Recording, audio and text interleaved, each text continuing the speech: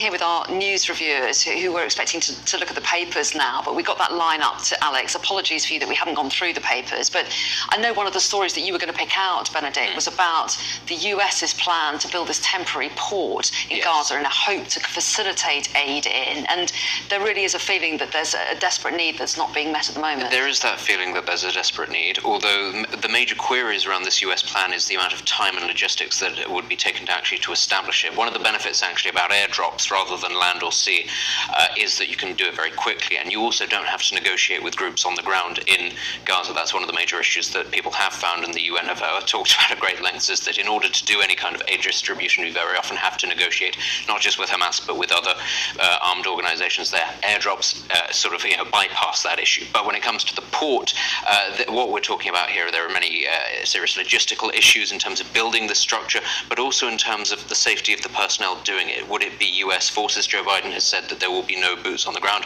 What does that mean? Does that mean that they're going to be operating entirely at sea? Does that mean hiring external contractors? What does it mean about the safety of them? Because actually, even if you can come to an agreement with Hamas, there are other organizations there as well who might take a very different view. So, and of course, the major thing is time. We're talking about potentially up to 2 months to get this thing set up. A lot of people don't have 2 months if actually people are starving to death. So is it really an opportune way? Is it actually a sensible way of doing it? Or is this actually a little bit of electioneering, a little bit of posturing by the Biden administration, which has come in for a lot of criticism from its own side about its reaction to what's going on in Gaza? And Shona, I'm so sorry we don't have enough time to no, not at all, Benedict.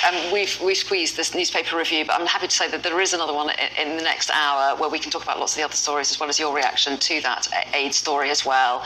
We'll also be rejoining Alex Crawford when we re-establish that line to Jordan in the next hour, as well as all the top stories which are coming up next.